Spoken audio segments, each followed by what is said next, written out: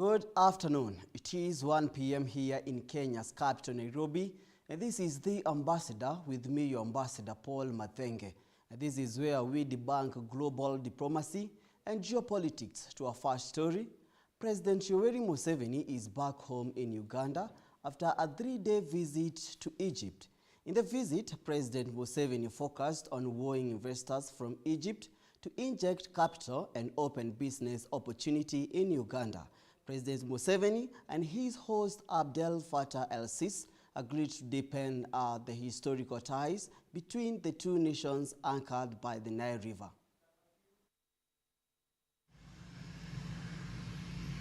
Uganda's President Yoweri Museveni has returned home after a 3-day state invitation to Egypt. Service chiefs were ready to receive him at the airport as he arrived.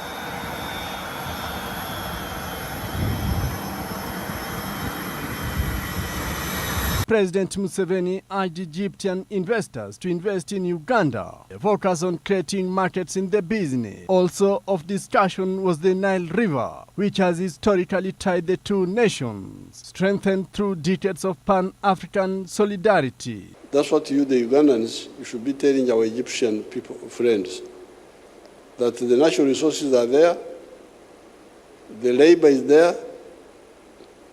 What you could help us get is capital and entrepreneurship. That's what we are looking for. This entrepreneurship and capital can be Egyptian or sourced from third forces. Museveni recalled the historical linkage between the two as both political and geographical. The two leaders also discussed regional challenges, including the situation in Libya, Sudan, and Palestine. President Museveni calling for dialogue and peace. Well, moving on, justice is finally reaching one of South Sudan's most remote and conflict-affected regions, in Greater Pibel, where violence and impunity have long been part of daily life. A new mobile court is helping turn the tide, backed by the United Nations. This initiative, as Elvis Muyodi reports, is offering victims a long overdue change to be heard and to see accountability in action. In South Sudan's Greater Pibel region, vibrant cultural traditions exist alongside painful legacies of violence. Cattle raiding, sexual assault and child abduction have long gone unpunished. Now, change is underway. A mobile court supported by the United Nations and other partners has brought justice directly to the people. We welcome the mobile court and thank them because we have waited for so long and the inmates suffered a lot. We encountered very difficult conditions managing the inmates in prison who are facing a wide variety of criminal charges ranging from serious incidents of murder and rape to incidents of theft. The last person here, he murdered somebody, then they came to the police. They report their issue and they brought the suspect to the court. Yeah. So, UNMISS, with the initiative of supporting the mobile court, it has helped the people of South Sudan a lot. Yeah, because it has saved the life of many. Because when the generation like here in the people area, when they go there, the casualties can go up because they just use the guns. In just 4 weeks, it handled 26 cases, criminal and civil, resulting in convictions and peaceful resolutions that give victims a voice and restore hope. Now, most of the cases now has been handled by the courts, according to the issues of the law. So nobody now, I believe, nobody will be returning back to take his or her rights by the using of the hands, in terms of the revenge, in terms of what.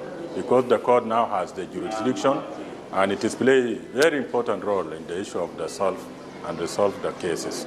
There are large numbers of accused people kept in prison for a long time. Before they are arraigned in court, they face many sleepless nights.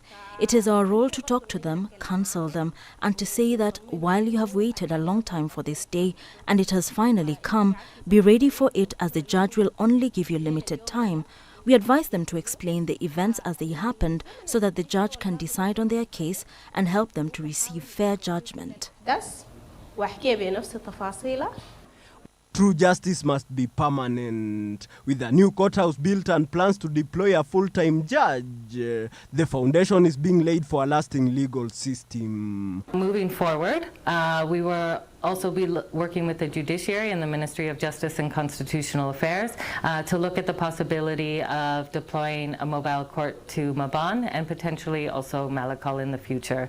However, the judiciary is also looking to hopefully promote judges going forward, or deploy another permanent High Court judge to Upper Nile State, which will make this a more sustainable process. There is an increase of the people trusting the justice system, people coming forward with the cases to the justice.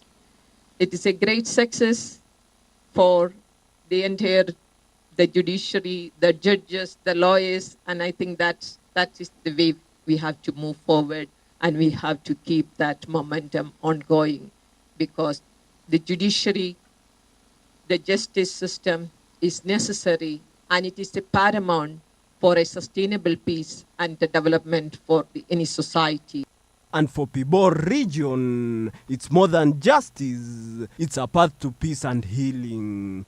Elvis Muyodi, GPS News. And now, dire warning is coming from the United Nations. The World Food Programme says the Sudanese city of El Fashal is on the brink of starvation, completely cut off from humanitarian aid as the country's hunger crisis deepens.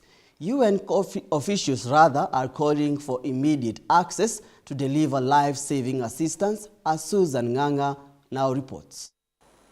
The United Nations is sounding the alarm over worsening hunger crisis in Sudan, particularly in the city of El Fasher in North Darfur, where the World Food Programme says residents are facing starvation and remain cut off from humanitarian aid.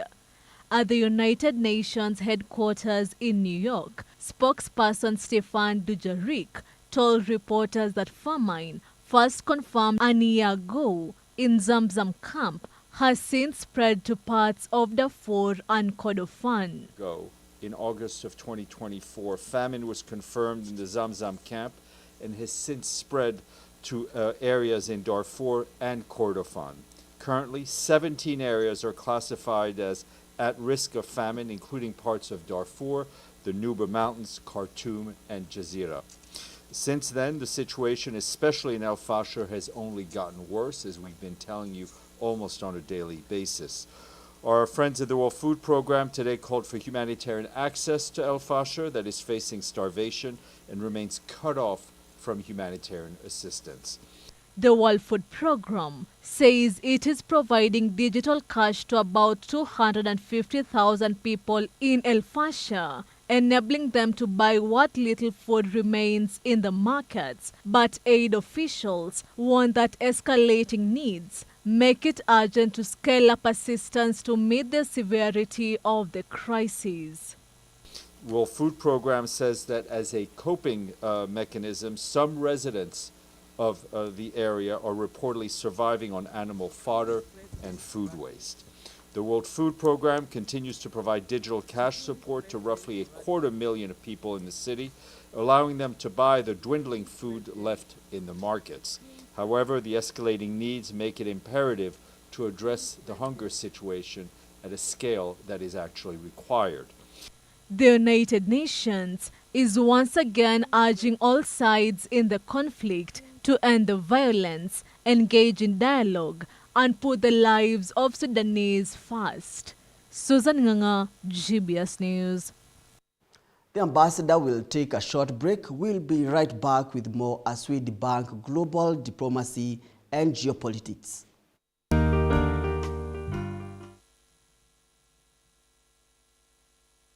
Ukraine's President Volodymyr Zelensky traveled to Germany capital to join the Chancellor Ukraine.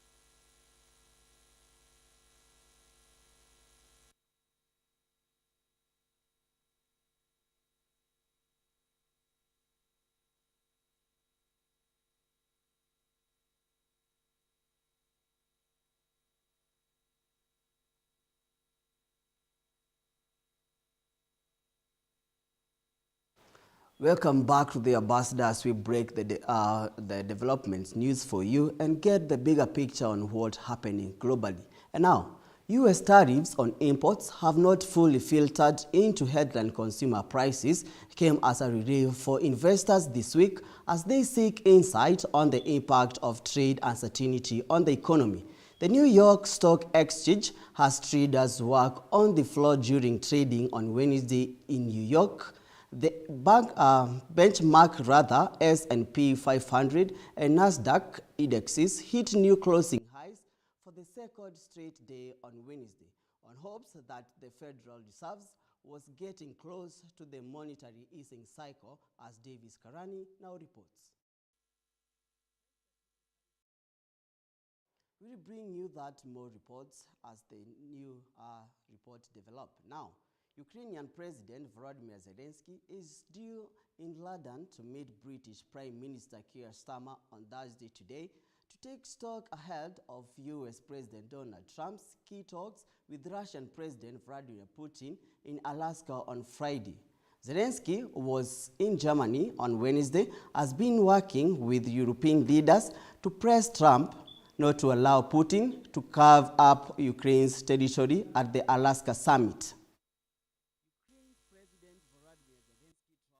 Germany capital to join the Chancellor Friedrich Merz on a video call with European leaders and US President Donald Trump. The show of European unity with Ukraine shows how concerned leaders are. Friday's talks in Alaska, for which none of them are invited. I told the US President and all our European colleagues that Putin is bluffing. He's trying to put pressure before the meeting in Alaska along all of the Ukrainian front. Russia is trying to show that it can occupy all of Ukraine. Of course, this is their desire.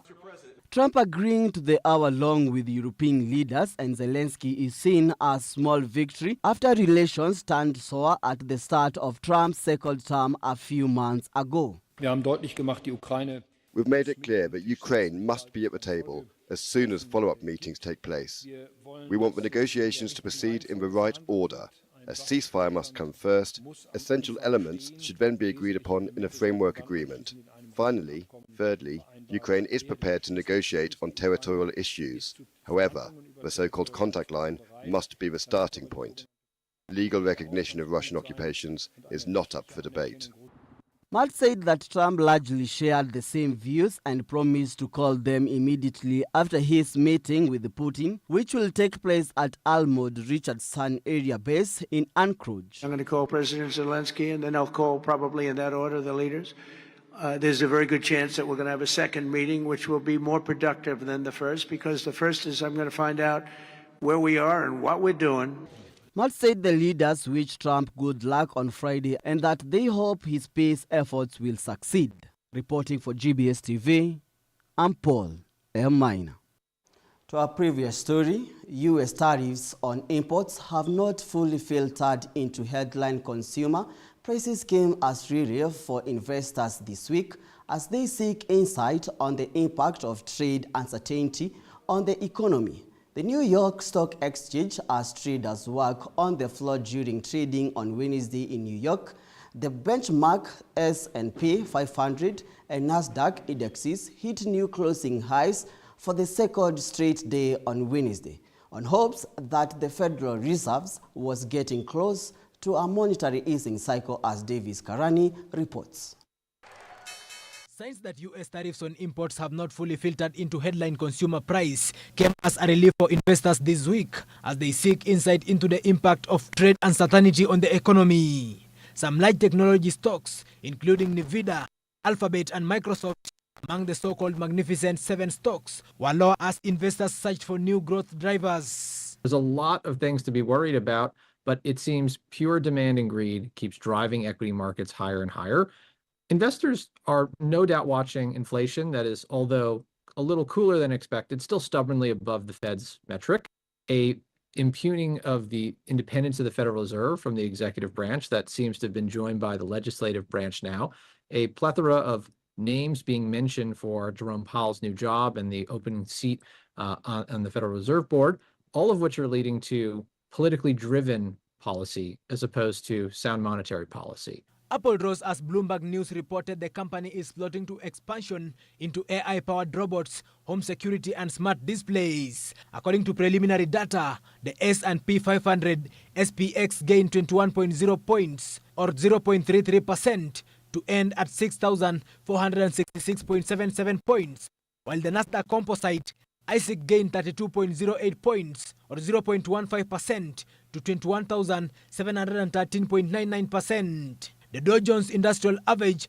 DJI rose 469.10 points or 1.06% to 44,927.71%. A combination of some geopolitical hopes, the fact that the president is going to meet with Putin very near term is giving some hope of relaxation of geopolitical tensions. Earnings continue to be strong, and the hope for lower interest rates. Investors were also taking notice of other sectors following the recent tech-led rally in U.S. stocks that has pushed valuations of the S&P 500 above long-term average. Davis Karani, GBS News. And now, California National Guard members are positioned at the federal building in downtown Los Angeles on June 10th. A federal judge in San Francisco seemed unconvinced after a 3-day trial that the continued deployment of federalized members of California National Guard who were originally deployed to Los Angeles in response to protest against President Donald Trump's immigration agenda. U.S. District Judge Charles specifically questioned Justice Department attorneys on Wednesday on the issue of what limit exists to regulate the use of federal law enforcement to protect federal buildings and employees, as the DOJ alleges in the case with the nearly 300 remaining troops on the ground in California. The federal government's reaction was to federalize part of the California National Guard and to bring in some U.S. Marines to help with enforcement of the law in Los Angeles. The state's position in California has been no help was necessary. The protests were created by ICE being too aggressive, and the protests could be handled by the officials in Los Angeles. The state is suing the Trump administration on the grounds that the administration had no right to federalize the California National Guard without asking the governor, who is nominally the head of the California National Guard, to use troops. There's a law that goes back to the 1870s called the Posse Comitatus Act, which says that federal military personnel are not to be engaged in law enforcement. And the question in this case is whether the troops that have been stationed in Los Angeles have or have not crossed that line between what is allowable and what is not allowable, which is engaging in law enforcement the way police do. And that's all for today with me, your ambassador, Paul Mathenge. On the Ambassador 1 p.m., follow all of our stories at GBS TV Africa. It's updated throughout the day. We meet every Thursday and Friday as we debunk global diplomacy and geopolitics. Thank you for your time and company.